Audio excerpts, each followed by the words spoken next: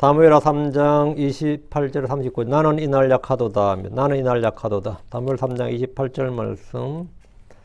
이 다윗이 자신의 왕권에 대해서 하는 말이에요. 자신의 왕권에 대해서. 자, 사무엘하 39절이네.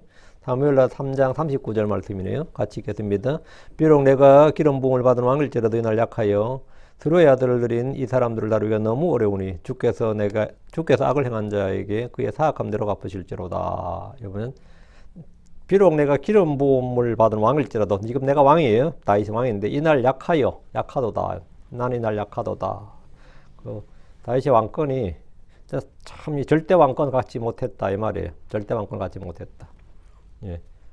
잠깐 기도하겠습니다. 위대하시고 거룩한 주 하나님 감사합니다. 하나님께 은혜 주셔서 이 시간 말씀을 선포합니다. 선포된 모든 말씀들이 성도에게 잘 전달되고 영적 배움과 교훈과 훈계와 경고와 본보기가 되도록 해주시려고 원합니다. 전능자 주 하나님께서 주의 신선한 기름으로 기름 부어주시고 깨닫는 영을 주시옵소서. 아버지는 또 은혜와 광고 영을 주셔서 성도들이 뜨겁고 효력 있고 또 권리 있게 기도할 수 있게 해주시고 열렬히 쉬지 않고 주 앞에 드려지는 향 또 아버지 영적인 식물을 드리도록 도와주십시오. 그리고 아버지 하나님 저에게 듣는 귀를 주셔서 주의 말씀이 저희 마음속으로 아버지 쏟아져 들어오게 해주시고 아버지 모든 말씀들이 흘러나가지 않게 하시고 믿음과 잘 결합하게 해서 마음의 아버지 하나님이 참 이 뿌리를 내리도록 인도해 주시고 모든 말씀들이 열매 맺도록 인도해 주십시오. 전능자 주 하나님께서 말씀의 씨앗을 주시고 또 그 말씀을 자라게 하셔서 아버지 저희로 열매 맺게 하시는 분임을 압니다. 아버지 저희 속사람이 강건하여지고 날마다 새로워지도록 인도해 주시옵소서. 전능자 주 하나님, 이 시간 듣는 자나 듣는 자가 주 앞에 있습니다. 주의 말씀만이 선포되고 아버지는 주의 영으로 이 말씀들이 아버지 각 사람의 마음속으로 전달되도록 인도해 주십시오. 감사드립니다. 주의 성기도 합니다. 아멘. 예. 오늘 공부할 본문은 아브넬의 장례식을 치른 후에 다윗이 탄식하면서 하는 말입니다. 지금 내가 왕인데 왕명과 왕의 뜻과 다르게 뭔가 일이 벌어진 거예요.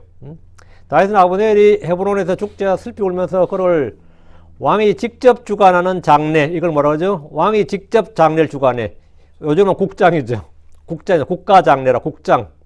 왕이 직접 주관하는 장례를 치러줬습니다. 이때 유다 왕국은 신권이 왕권을 능가하는 그런 시기였고 다윗이 무엇이든 뜻대로 하지 못했습니다. 요압은 다윗의 명령이나 허락 없이 독단적으로 평안히 돌아가는 아브넬을 불러와서 그를 죽여버렸습니다. 이건 공개적인 반역이에요. 사실은 항명이라고. 다윗이 지금 버젓이 이곳에 있는데 다윗이 허락하지 않았는데 자신이 군대를 움직여서 아브넬을 잡아와서 이건 사람들에게, 신하들에게 아니면 헤브론에 있는 사람들에게 누가 실권자인가를 보여주는 겁니다. 다윗이 실권자가 아니라 내가 실권자다 이거예요. 왕은 다윗일지 몰라도 실제적인 그 힘은 나에게 있다는 걸 공개적으로 보여준 거예요. 요압은 다윗의 명령을 허락 없이 독단적으로 이 일을 했습니다. 이것은 항명을 넘어서 반역이라 해도 될 만한 엄청난 일이었습니다. 그럼에도 다윗은 요압을 군법에 따라 처벌하거나 그의 관직을 삭탈하고 유배를 보내지도 못하고 그냥 탄식을 해. 난 이날 약하도다. 이 말은 뭐죠? 내가 어쩔 수 없구나. 내가 아무 일도 못하겠구나. 이 말이에요 지금. 난 이날 약하도다. 이렇게 한탄했습니다. 북왕국 이스라엘의 이스보셋이 아브넬을 마음대로 하지 못했듯이 남왕국 유다에서 다윗 역시 요압을 마음대로 하지 못했습니다. 요압과 아비새와 아사헬은 형제들로서 삼총사예요. 다윗이 사울을 피해 다닐 때부터 함께했던 핵심 장수들입니다. 그들 중에 아사헬이 아브넬을 뒤쫓다가 그의 창에 찔려 죽임을 당했지만 요압과 아비새는 여전히 다윗 군대의 핵심 중추였고 다윗의 군권의 바탕이었다고. 다윗이 군에. 후에 요압은 다윗의 군대 대장에서 이 군대를 완전히 장악했습니다. 다윗은 비록 왕일지라도 유다에서 자기 뜻대로 할 수 없는 인물, 즉 통제할 수 없는 인물이 바로 하나 있었는데 그게 요압이었습니다. 이거는 창업공신인데다가 사실은 요압 입장에서 다윗은 왕이 아니라 파트너였어요. 정치적 파트너였다고.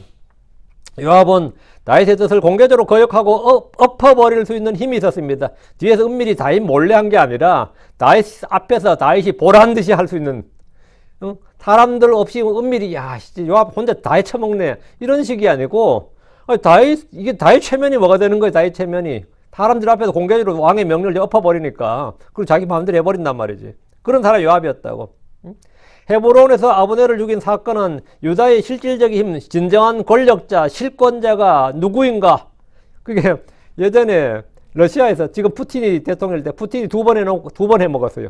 그런데 그때 법이 3번을 못 해먹게 되니까 총리로 잠깐 내려앉았다가 자기 측근을 대통령으로 만들어 놓고 다시 지금까지 해먹는 거예요. 그래서 그때 이제 개헌을 했죠. 그걸 지금까지 하는데, 그때 푸틴이 총리할 때 전 세계 누가 푸틴을 총리로 봐요? 푸틴이 실권자로 보지? 푸틴이 총리일 때도 푸틴은 사실은 러시아 실권자였단 말이죠.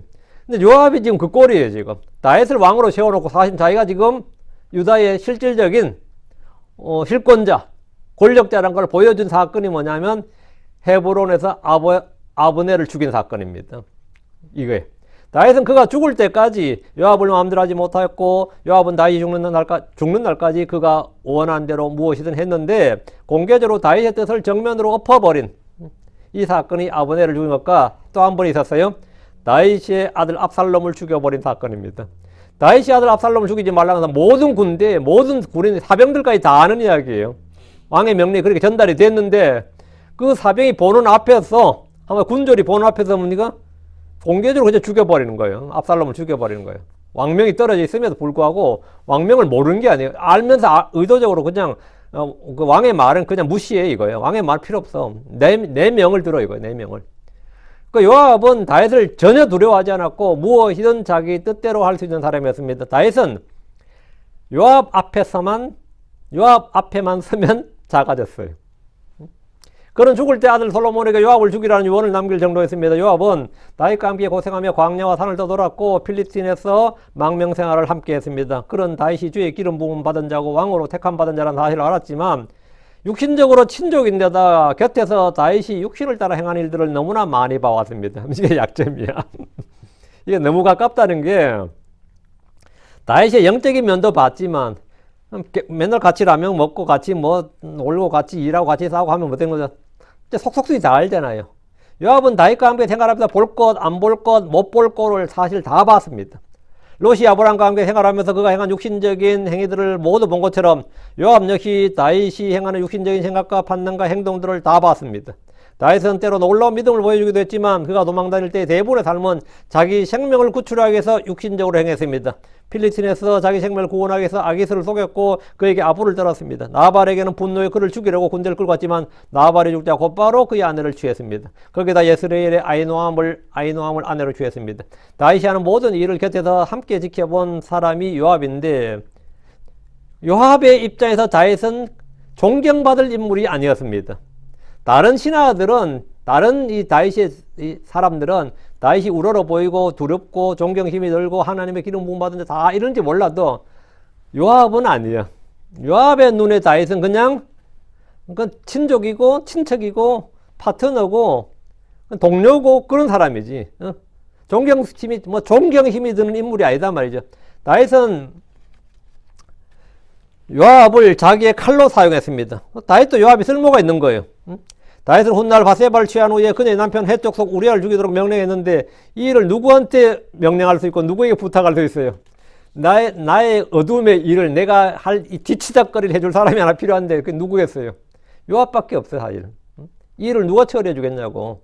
그 일을 은밀히 깨끗하게 뒤탈 나지 않도록 깨끗하게 처리해 줄 수 있는, 그리고 가장 신뢰할 만한 사람, 나의 이 약점과 허물과 불법을 깨끗하게 덮어줄 수 있는 한 사람이 있으니 그게 요압이었습니다. 그 다윗과 요압은 이 서로 공존관계에 서로 다윗이 자신의 가장 큰 비밀이고 자신의 불법과 범죄에 동참하게 하고 함께 할 수 있는 사람이 또한 요압이었습니다. 요압은 다윗의 승리와 영광을 함께 나눌 뿐 아니라 다윗의 아픔과 슬픔과 힘든 일도 함께 나눈 사람입니다. 요압은 다윗에게 할 말이 있어요. 네 뒤치다거리를 누가 다 했냐? 그러면 뭐, 너지 누구야? 네 뒤치다거리를 누가 다 했냐고. 요압은 다윗이 이스라엘 전역의 인구조사를 명령했을 때 다윗을 가증히 여겼습니다. 그는 다윗이 어리석은 명령을 내린다고 판단했음에도 왕명을 수행했지만 왕의 명령을 가증히 여겨서 레위 지파와 베냐민 지파를 빼버리고 중간에 세 다 그만뒀죠. 이 일로 이스라엘은 주의 징계를 받고 7만이나 죽었습니다. 요압의 입장에서는 다윗이 뭡니까? 다윗 때문에 죽은 거예요. 그러니까 요압 입장에서는 분통이 터지는 일이지 사실은. 어리석은 왕 다윗 때문에 이래 되는 거예요. 요압은 다윗의 영적인 면, 선하고 의롭고 경건하고 거룩한 면만 본 것이 아니라 그의 연약함과 잘못과 어리석음과 정욕에 휩싸인 육신의 연약한 모습도 모두 본 사람입니다. 우리는 어떤 사람을 인간적으로 너무 잘 안다는 것이 좋은 점만 있는 것이 아닙니다. 난 그 집 그 사람 뭐 눈빛만 봐도 참 다 안다. 좋은 거예요, 나쁜 거예요. 우리가 예수님을 알 때, 우리가 주 예수님을 알 때 그분을 육신을 따라 알면 믿음이 생기질 않습니다. 우리가 그분을 육신을 따라 알면 믿음이 안 생긴다고. 예언자들이 자기 집과 자기 고향에서 존경받지 못한 것은 사람들이 그들을 육신을 따라 알았기 때문입니다. 다른 이유가 없어요. 그들이 육신을 따라 알았기 때문이에요. 내 친구들, 내 친족들이 내가 설교하는 들으면 어떻게 했어요? 앉아서 들으면. 별로 뭐, 육신을 따라 이미 날 다 안단 말이죠. 그러면 그냥 뭐 뜸해요. 별로 환영받지 못한다. 존경받지 못한다고. 예수님은 육신의 형제들 자매들도, 예수님의 육신의 형제들 자매들도 예수 그리스도를 믿지 못했던 것은 그들이 그분을 육신을 따라 알았기 때문입니다. 나사렛 사람들이 그분을 믿지 못했던 것도 예수님을 어릴 때부터 봐왔던, 한마디로 예수님을 육신을 따라 알았기 때문입니다. 그분의 제자들 역시 그분을 육신을 따라 알았기 때문에 그분이 부활했을 때 잘 믿지 못했고 그분을 경배하면서도 의심하는 자들이 있었습니다. 우리는 예수님을 육신을 따라 알지 않습니다. 우리는 육신을 따라 예수를 알 일이 없는 거죠. 본 적도 없으니까. 근데 그것이 한번 봤으면 좋겠는데 아니에요. 안 보는 게 나아요. 안 보는 게 나아. 응? 예수님 직접 보면 비주얼도 엉망이고, 응? 비주얼도 엉망이고, 저 사람이 무슨 그리스도 메시아라고 이래 돼버린단 말이지. 응? 안 보니 잘 낫다고. 육신을 따라 알면 안 돼요. 고린도서 5장 16절. 그러므로 이제부터 우리가 아무도 육신을 따라 알지 아니하노라. 참으로 비록 우리가 그리스도를 육신을 따라 알았을지라도 그럼에도 지금 이제부터는 우리가 그분을 더 이상 그같이 알지 아니하노라. 우리는 더 이상 예수를 육신을 따라 알지 않는다. 육신을 따라 알지 않는다.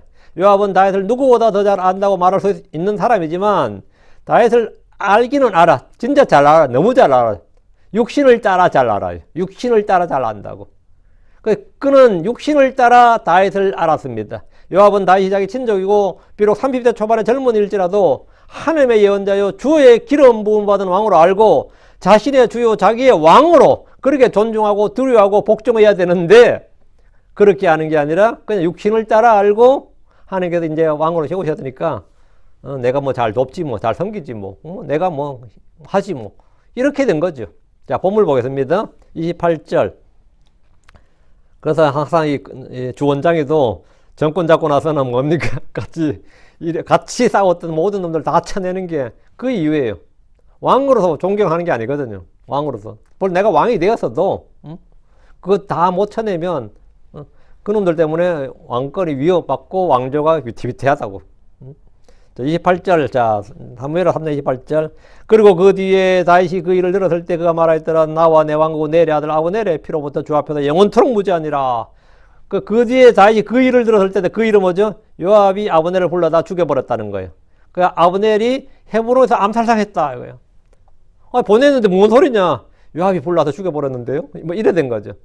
다윗은 요압이 아브넬을 불러 죽여버렸다는 사실을 뒤늦게 들었습니다. 요압은 다윗에게 와서 아브넬이 왕을 속이러 왔다. 이곳을 탐지하러 왔다. 간첩이다. 이렇게 고했고 그를 평안히 돌려보내면 안 된다고 주장했습니다. 지금이라도 불러다가 구금하거나 죽이거나 해야 된다고. 요압은 다윗이 어리석게도 아브넬에게 속고 있다고 판단했고 왕이 잘못을 저지르고 있다. 판단에 오류다. 미쳤다. 이런 생각한 겁니다. 요압의 입장에서 다윗은 미친놈이야. 적장이 지금 호구로 들어왔는데 그걸 그냥 내보내? 그냥 돌려보내? 이런 미친 왕이 있나 이거지. 그래서 요압은 왕이 지금 다윗이 잘못을 저지르고 있다. 그럼 내가 왕의 잘못과 잘못된 판단과 오류를 바로 잡아야 된다. 내가 바로 잡아주리라 뭐 이런 거죠. 그런데 요압은 다윗의 허락을 구한 것이 아니라 통보하는 그런 사람이었습니다. 그는 다윗의 허락과 상관없이 관계없이 자기 마음대로 판단하고 결정하고 행동했습니다. 그는 다윗에게서 나오자 말자 자기 부하들에게 아브넬을 따라가서 다시 그를 헤브론으로 데려오게 했습니다. 그리고 그를 따로 만나서 이야기할 것처럼 하면서 그를 죽여버렸습니다. 암살이죠. 다윗은 아브넬이 죽은 뒤에야 그 일을 듣고 말했습니다. 나와 내 왕국 내 아들 아브넬의 피로부터 주 앞에서 영원토록 무지하니라. 이 말. 나 절대 내가 안 죽였다고. 아브넬이 죽인 것, 아브넬의 피, 아브넬이 죽은 것은 나하고 아무런 상관이 없다. 이 표현이 뭐냐면, 나와 내 왕국은 내 아들 아브넬의 피로부터 주 앞에서 영원토록 무지하니라. 나와 내 왕국은 이건 정권 차원에서 한 일도 아니고, 내가 죽인 것도 아니고, 내가 명령을 내려서 죽인 것도 아니고, 이건 우리 다윗 왕국의 정권 차원에서 이 다윗 정부에서 한 일이 아니다. 국가에서 한 일이 아니다 이 말이에요. 이거는 어디까지나 요압이 개인적으로 돌발적으로 한 것이지 이 다윗 왕국과는 아무런 상관이 없다. 아이, 다윗 이런 살인 정권 다윗은 퇴진하라 뭐 이러면 어떠세요? 이 살인마 정권이다, 살인 정권이다 막 우리 정권과 우리 왕국과는 우리 정부와는 아무런 관련이 없다. 이건 물론 다윗 이 요압이 고위공직자인 건 맞지만 장군이니까. 그건 요압의 독단적인 행동이 왕과는 아무런 관련이 없다. 이 말을 뭐냐면 나와 내 왕국 내 아들 아브넬의 피로부터 주 앞에서 영원토록 무죄하니라. 사실 이 말은 자기의 책임을 피하려는 변명처럼 들립니다. 요압이 한 일이지만 사실 왕인 다윗 자신의 잘못이죠. 다윗이 이 일을 계획하거나 허락하거나 승인하지 않는 일은 분명합니다. 요압이 다윗 몰래 자기 멋대로 사고를 친 것도 분명합니다. 다윗은 아브넬을 환영하고 잔치를 베풀어 줬고 아브넬은 이스라엘의 통일을 위해서 자신이 일할 것임을 다윗 앞에서 맹세했습니다. 약속했어요. 그런데 아브넬이 헤브론에서 살해당해버렸다는 소식을 들었으니 이 소식은 이스라엘에 큰 충격을 주고도 남을 일이었습니다. 이스라엘 입장에서는 어머나 세상에 다윗에게 갔다가 죽음 당했네. 헤브론에서 죽었다는데 뭐야? 통일 물 건너간 거죠. 평화의 사신으로 이곳에 온 아브넬을 다윗이 죽였다는 소문이 날 것은 분명했고 이제 전쟁이 터지겠구나 생각할 수밖에 없는 일입니다. 다윗은 즉각적으로 이 일에 대해서 입장 표명을 했습니다. 나와 내 왕국 내 아들 아브넬의 피로부터 주 앞에서 영원토록 무죄하니라. 이렇게 다윗은 자신의 무죄를 적극적으로 밝혔습니다. 다윗은 이 일에 대해 어떤 식으로든 관련이 없다는 사실을 밝혀야 되는데 그렇게 하려면 요압을 살인죄로 기소하고 그를 처형하는 정도의 모습을 보여줘야 되는데 최소한 요압의 일가를 멸하는 정도의 결단력은 보여줘야 됩니다. 그래야 나와 내 왕국은 무죄하다.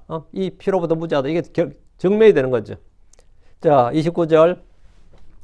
다윗이 하는 말이 그것이 요압의 머리 위와 그의 아버지의 집이 온 집 위에 있을지어다. 또 유출병이 있는 자나 나병 환자나 지팡이 의지하는 자나 칼에 넘어지는 자나 빵이 부족한 자가 요압의 집에서 끊어지지 아니할지로다. 야, 이거 제대로 저주하는 건데 이거. 이 저주가 장난 아니죠. 그것이 요압의 머리 위와 그의 아버지의 온 집 위에 있을지어다. 다 칼에 죽는다 이 말이잖아요. 다윗은 자신의 무죄를 밝히면서 요압과 그의 집을 처형하는 대신에 저주했습니다. 그것이 요압의 머리 위와 그의 아버지의 온 집 위에 있을지어다. 이렇게. 율법에 따르면 무죄한 피를 흘린 자는 그 역시 피를 흘려야 됩니다.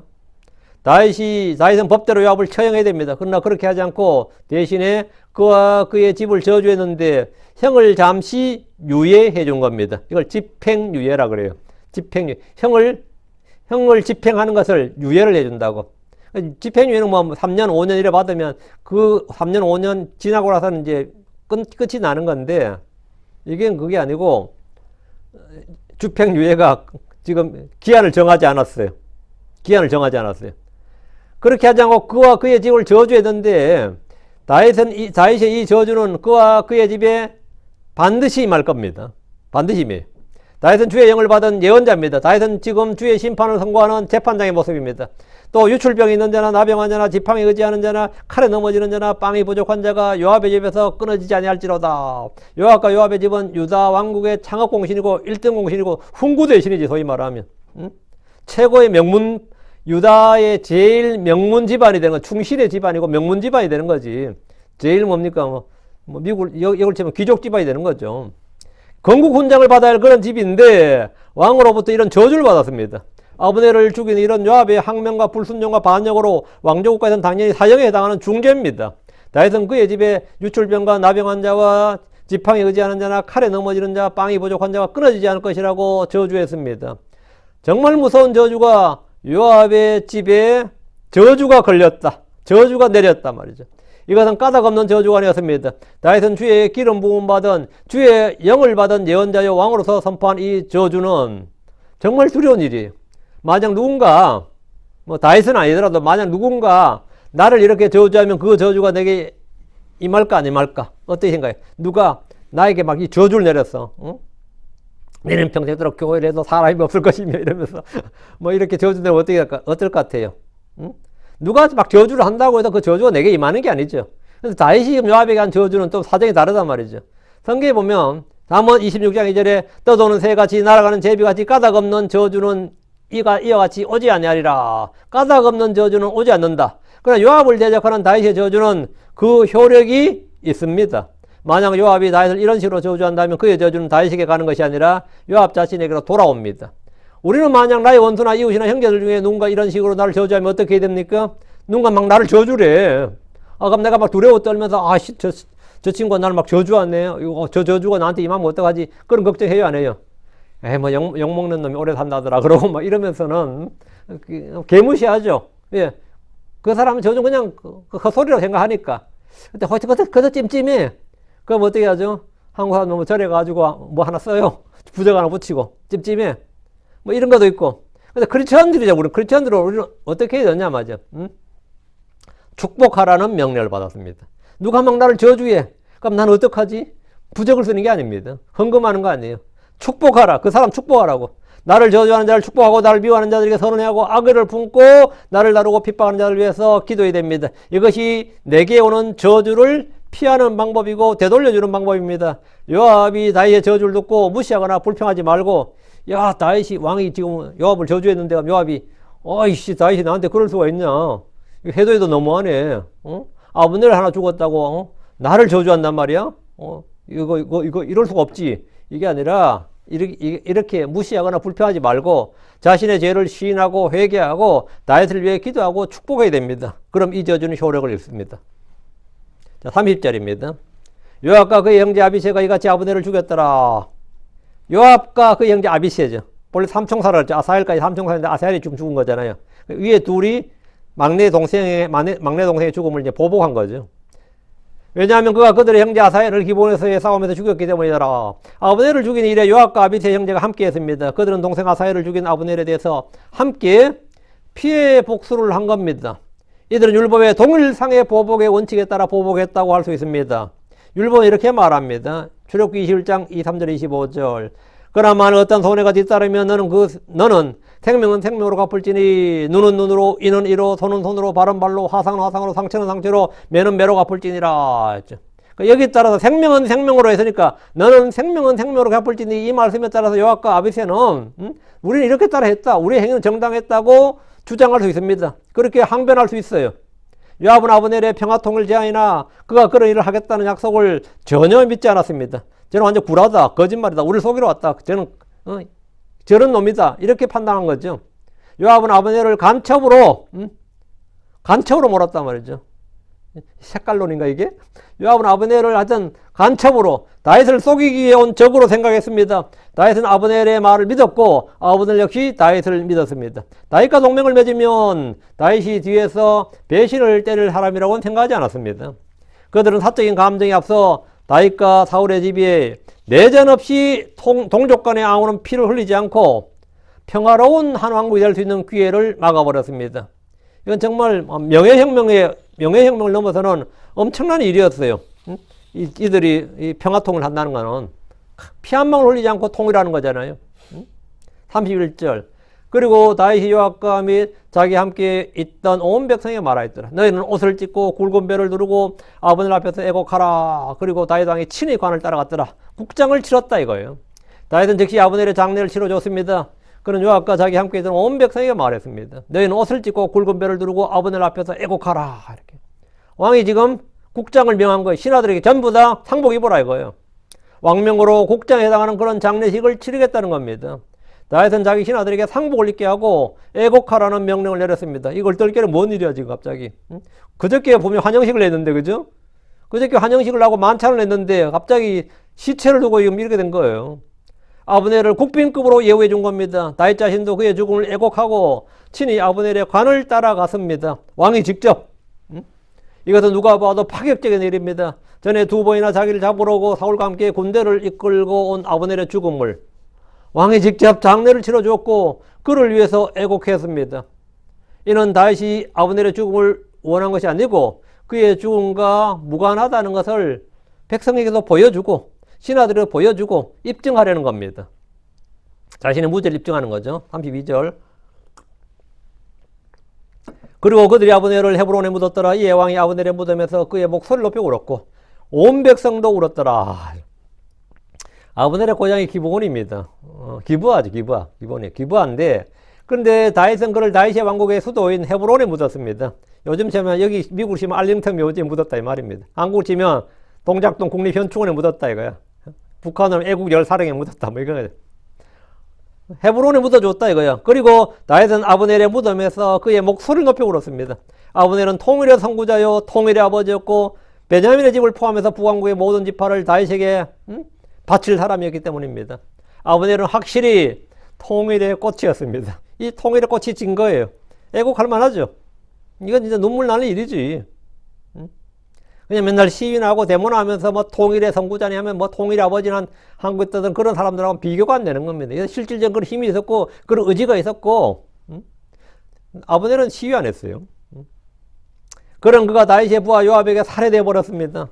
그래서 평화의 사신으로 왔다가 직접 왔다가 살해되어 버렸어요. 다윗이 그의 무덤에서 소리 높여 울자 온 백성도 울었습니다. 백성은 다윗을 단지 존경하고 왕으로 인정하니까 왕이 지금 이러면 뭐 당연히 백성은 뭐 같이 우는 거죠. 아마도 요압과 아비새는 상복을 입긴 했지만 황당하게 이럴 데 없게 되었습니다.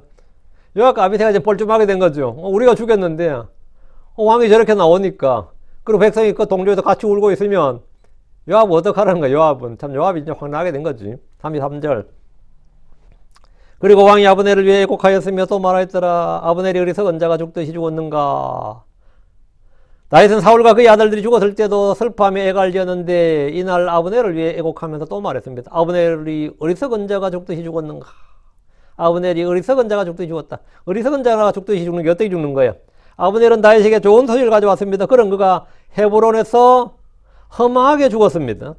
그가 아사엘을 죽이기 때문에 살해당했다고 할 수 있지만 그는 아사엘을 죽이지 않기 위해서 그를 설득했고 경고하며 노력했습니다.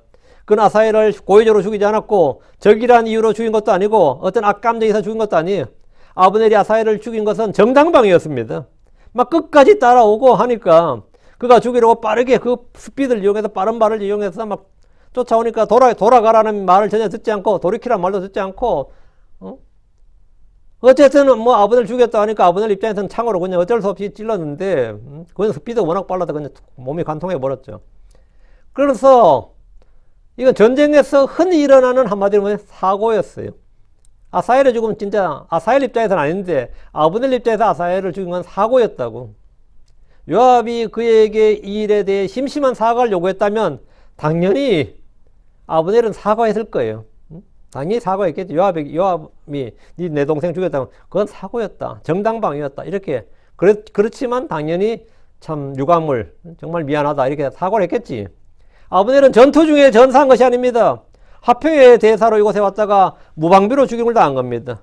이렇게 죽으니까 어리석은 자가 죽은 것처럼 뭔가 명예로운 죽음이 아니라 개죽음을 당했다 이 말이야 한마디로.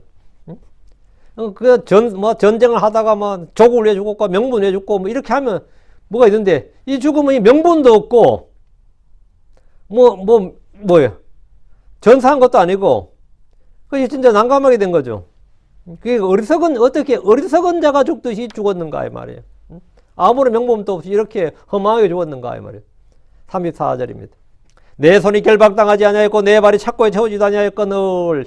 내 손이 결박당하지 아니하였구만. 내 발이 착고에 채우지 아니하였고 내 손이 결박당하지 아니하였고 이 말은 네가 포로도 아니었고 내 발이 착고에 채우지도 아니하였거늘 네가 죄수도 아니었고 한 사람이 사악한 자들 앞에 쓰러지는 것 같이 내가 그렇게 쓰러졌도다.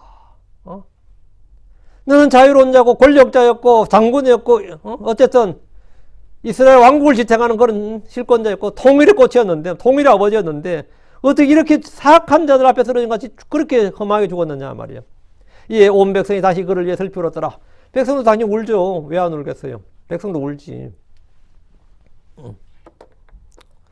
슬프죠. 아브넬이 안 죽었으면 진짜 그냥 평화통일 되는 건데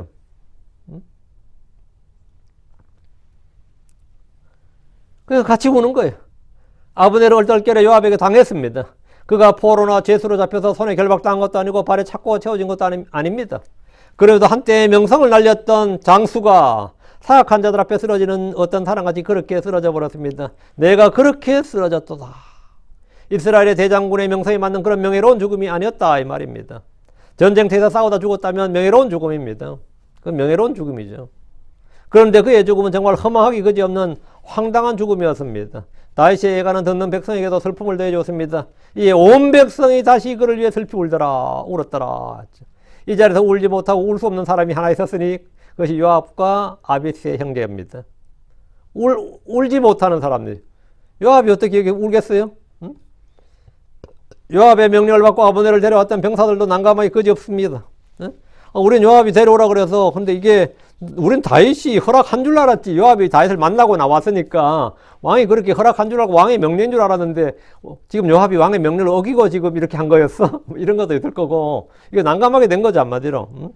다윗이 이토록 슬퍼하며 애고할 줄은 그들도 전혀 예상치 못했던 일이 분명합니다. 아브넬의 죽음에 대해 왕이 국정조사를 명하고 진상을 철저히 가리라고 하면 여러 사람이 왕명을 어긴 죄나 살인죄로 처벌을 피할 수 없습니다. 이때는 뭐 거의 집단으로 처벌받는 거죠. 최소한 군인들이 하면 불명예 전역에다가 군인연금은 박탈됩니다. 최소한 아무리 잘 봐줘도 여기 가담한 사람은 다. 35절입니다. 그리고 온 백성이 아직 낮이었을 때 나와 다윗에게 음식을 먹게 하였으니 다윗이 맹세하여 말하기를 내가 만일 해가 지기 전에 빵이나 혹 다른 것을 맛보면 하나님께서 내게 벌을 내리시고 더 내리실지어다. 아브넬의 장례를 치르고 난 시각은 낮이었고 음식을 이제 먹을 시각이었습니다. 온 백성이 다윗에게 식사를 권했습니다. 다윗은 그의 시체를 이스보셋에게 보내지 않았고 직접 상주가 되어서 장례를 주관했고 매장지까지 따라와서 그를 예우롭고 애가를 지어 노래했습니다. 이제 음식을 먹고 기운을 차릴 때죠. 왕이니까 이제 음식을 먹고 기운을 차릴 때인데, 그러나 다윗은 맹세하여 말하기를 내가 만일 해가 지기 전에 빵이나 혹 다른 것을 맛보면 하나님께서 내게 벌을 내리시고 또 내리실지어다 하면서 스스로 자신을 맹세의 속박 아래 가두어 버렸습니다. 자신의 혼을 두고 주의 이름으로 맹세해 버리면 그 자신이 그 맹세에 속박돼 버립니다. 자신의 말로 자기를 속박해 버리는 거예요. 이게 맹세의 속박이에요.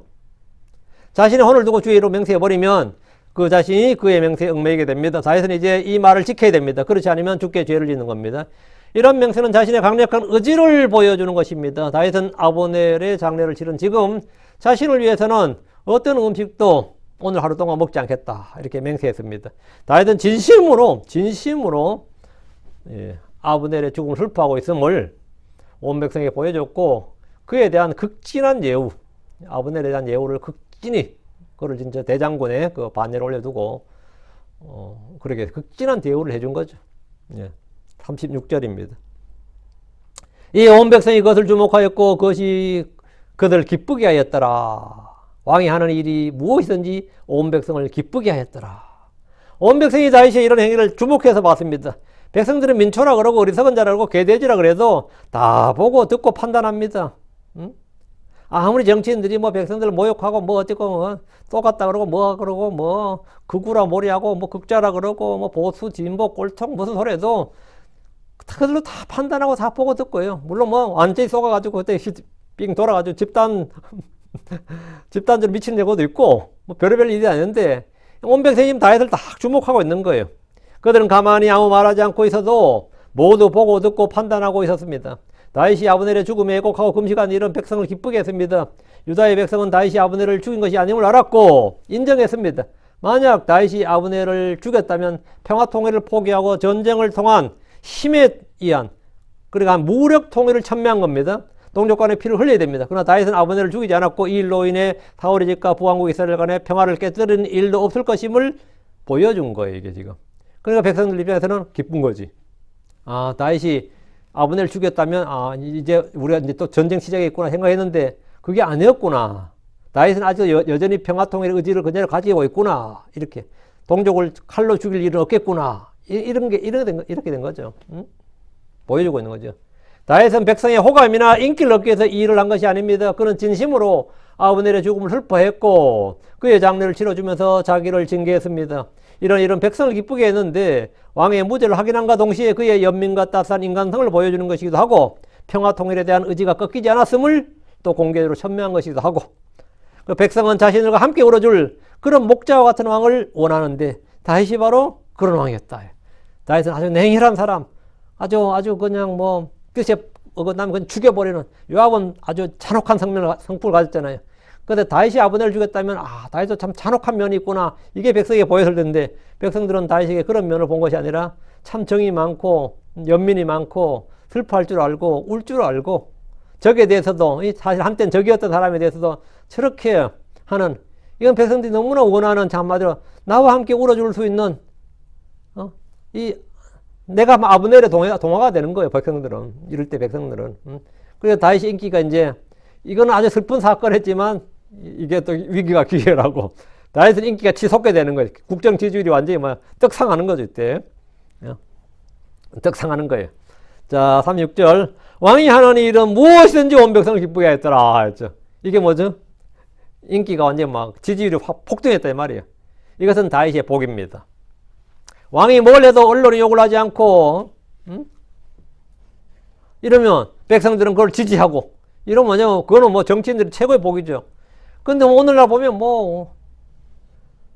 대통령이 뭘 해도 욕을 하고, 정치인들은 물어뜯고, 그걸 끌어내리라고, 반대만 삼고, 불평만 해대면 왕노를 하는 것도 쉽지 않습니다.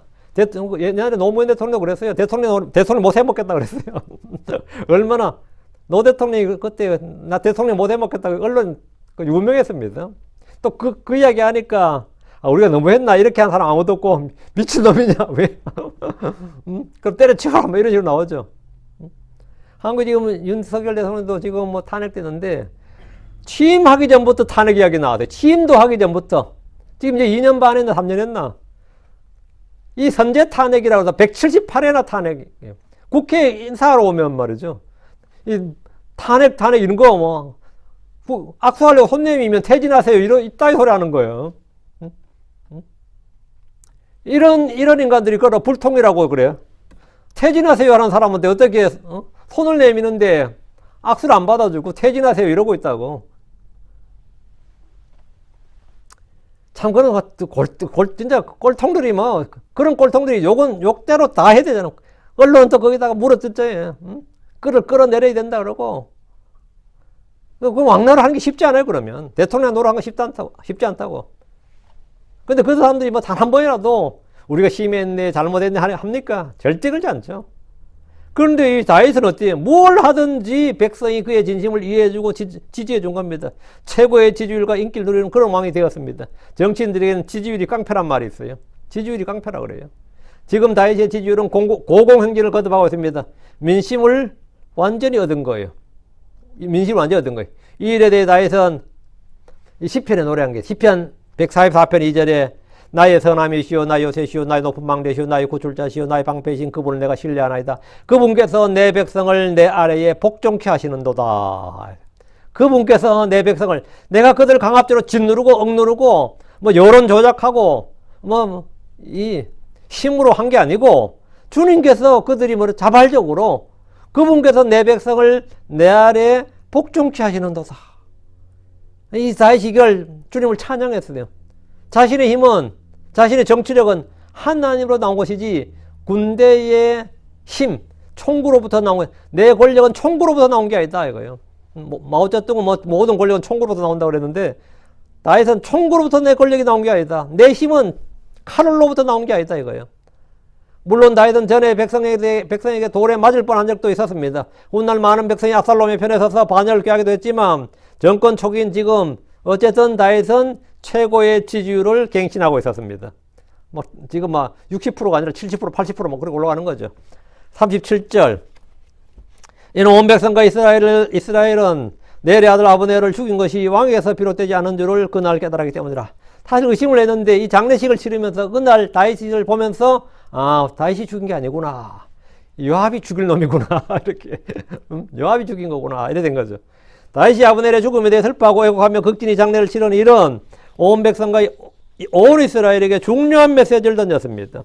아브넬의 죽음은 다윗이 한 일이 아니란 겁니다. 다윗은 장례식을 통해서 자신의 무죄를 보여줬고 자신의 진심을 보여줬고 그것이 어쨌든 중요한 거, 통했다는 거. 악의 눈물이네 그게 아니라 그게 통했다는 거예요. 아브넬을 죽인 자는 다윗이 아니라 요압이요. 다윗은 요압과 그의 집을 저주했습니다. 헤브론에서 아브넬이 죽었다는 것은 정치적으로 외교적으로 심각한 문제이고 군사적으로 보면 당장 전쟁이 일어날 긴장 상황이 도래한 겁니다. 다윗은 지혜롭게 이 일을 잘 처리했습니다. 38절. 또 왕이 그의 종들에게 말하였더라. 너희는 이날 이스라엘 안에서 통치자여 위대한 사람이 쓰러진 것을 너희가 알지 못하느냐. 왕이 그의 종들에게 아브넬의 죽음에 대해서 말하는데 아브넬에 대한 다윗의 평가를 보여주는 대목이에요. 너희는 이날 이스라엘 안에서 통치자요 위대한 사람이 쓰러진 걸 너희가 알지 못하느냐. 이 말은 뭐죠? 아브넬이 뭐하다? 통치자고 위대한 사람이다. 아브넬은 간사한 사람, 비열한 사람, 뭐 간신배, 아니면 역적, 뭐 몰입배, 정적 이게 아니라 통치자, 위대한 사람. 다윗은 아브넬이 이스라엘 안에서 통치자요. 이스보셋이 왕이었지만 실질적 통치자는 아브넬이었습니다. 그는 사울이 왕일 때 그의 군대 대장이었고 크고 작은 전쟁에 나선 장군이었습니다. 그는 40년 동안 이스라엘의 국방을 책임진 야전 사령관이었습니다. 40년을 이스라엘이 남의 나라 포로원 되고 먹히지 않도록 40년을 이스라엘의 국방을 책임진 야전 사령관이었어요. 다윗은 그를 위대한 사람이라고 했습니다. 그는 아브넬에 대해 조금도 나쁘게 말하지 않았습니다. 다윗은 죽은 사울에 대해서도 조금도 악한 평가를 하지 않았듯이 아브넬에 대해서도 마찬가지입니다. 오늘날 정치인들은 상대를 깎아내리지 못해 안달이 난 듯 비방을 일삼습니다. 지금 정권이 잘못하고 망해야 나에게 기회가 돌아온다, 내게 득이라고 생각하기 때문입니다. 나라가 망하고 망하면 엉망이 될수록 자기한테는 뭡니까? 더 좋은 거예요. 다음 자기한테 표가 온다 이 생각하는 거죠. 정권 심판하고 나한테 표가 온다 이렇게. 그러니까 자꾸 나라 망하게 하려고 애를 쓰는 거예요. 상대방이 성공하면 내가 정권 못 잡잖아요. 이게 민주주의의 또 약점이에요. 민주주의 약점이에요. 다윗은 죽은 아브넬이 그동안 사울의 편에서 자기를 얼마나 괴롭혔는지 전혀 말하지 않습니다. 적폐청산을 해야 된다든지 과거사 진상규명을 해야 하겠다고 공언한 것이 아닙니다. 그가 위대한 사람이었다고 높이 평가했습니다. 죄와 허물은 모두 덮고 그가 잘한 일을 말했습니다. 사랑은 허다한 죄를 덮습니다. 다윗은 예수 그리스도의 모형입니다. 주님은 이전에 지은 우리의 모든 죄와 불복을 사면하심으로 더 이상 언급하지 않고 기억조차 하지 않습니다. 이게 아주 중요해요. 주님께서는, 하나님께서는 저 하늘에서 우리를 만났을 때 주님 내가 지은 죄와 불복에 대해서 기억조차 하지 않으신다. 로마 3장 24절에 그분을 하나님께서 그분의 피를 믿는 믿음을 통하여 물로 제시하였으니 이것은 하나님께서 참으심을 통해 과거에 있던 죄들의 그분의 사면을 위하여 그분의 의를 선포하려 하시며, 하나님께서 참으심을 통해 과거에 있던 죄들의 사면을 위하여 주님은 우리의 죄를 용서하셨습니다. 우리의 죄를 깨끗이 제거하셨습니다. 우리의 죄를 기억하지 않습니다. 주께서 보시는 것은 우리의 죄가 아니라 예수 그리스도의 피입니다. 그분의 죄가 우리를 깨끗하게 씻어줍니다. 신약 성경에는 구약 성도들의 이름이 나오지만 그들의 죄와 잘못, 불법에 대해서는 전혀 언급되거나 기록되지 않습니다. 신약 성경에는 구약 성경 인물들의 죄가 기록되지 않습니다. 왜 그런 것 같아요? 왜 그런 것 같아요?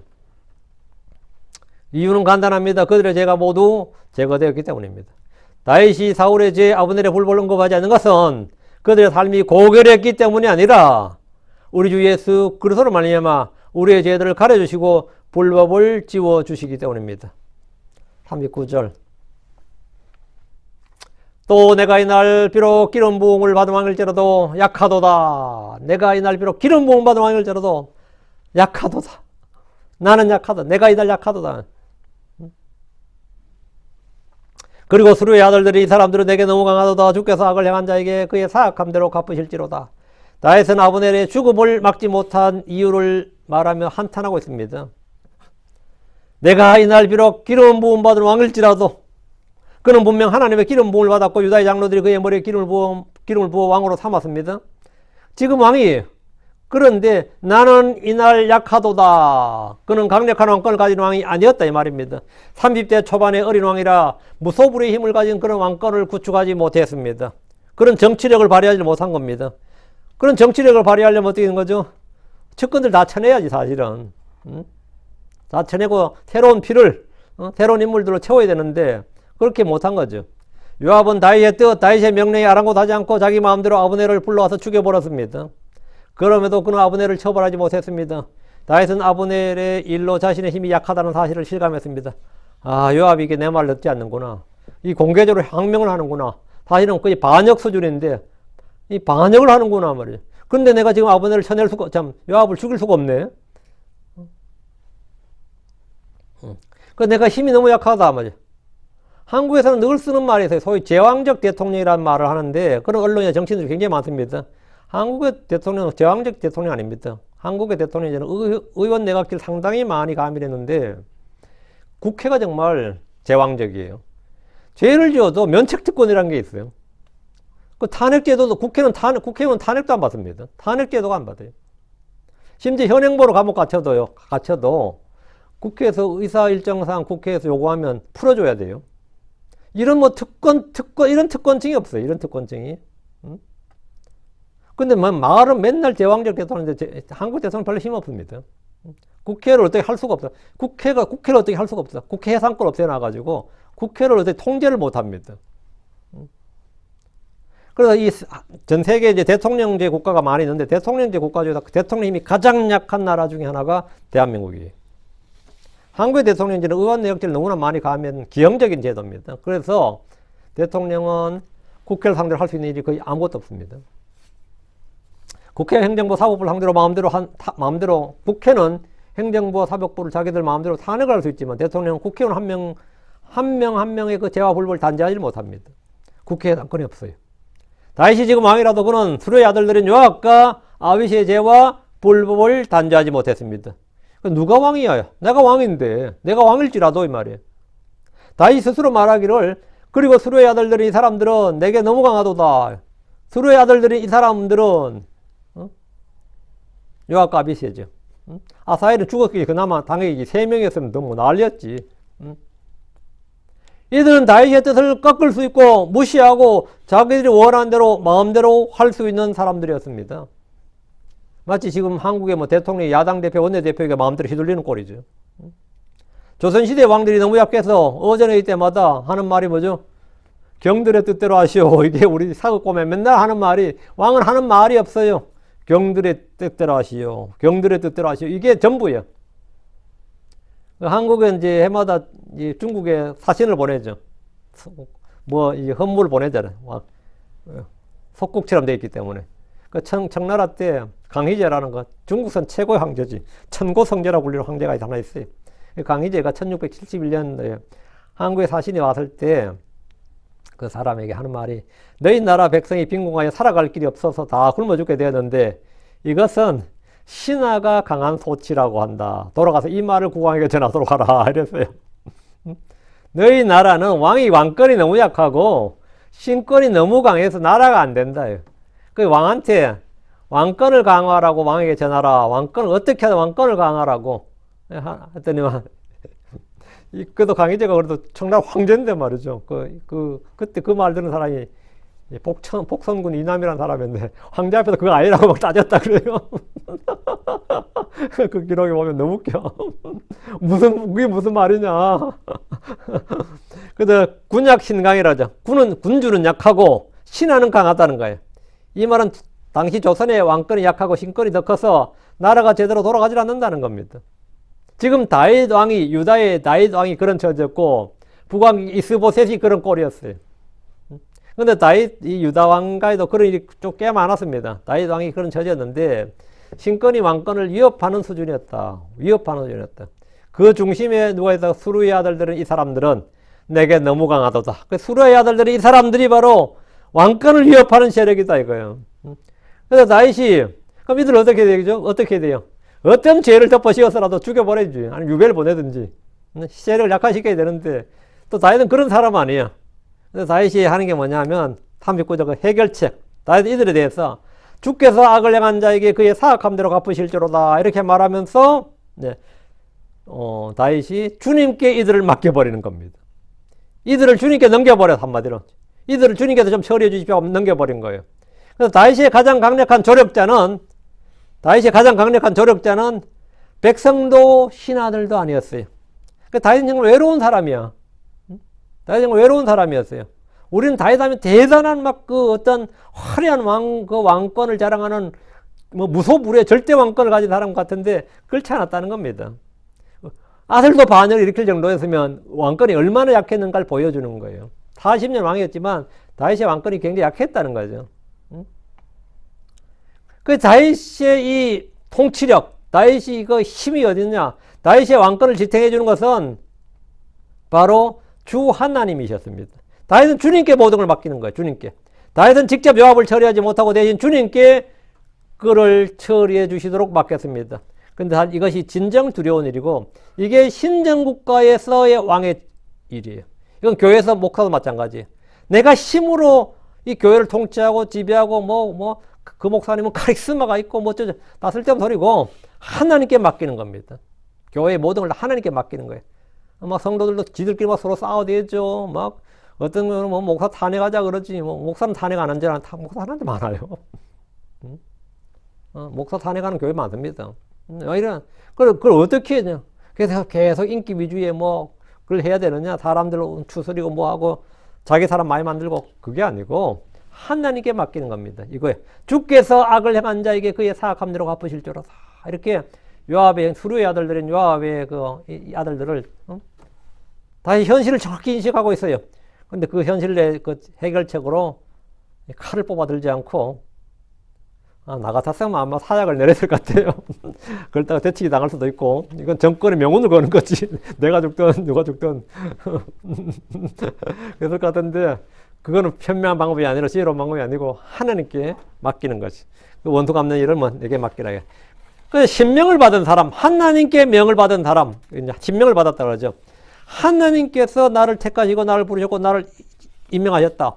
나는 내가 목사라는 것이 하나님께서 나를 부르셨다. 이렇게 믿으면 하나님께 맡기라 이거예요. 하나님께 맡기라.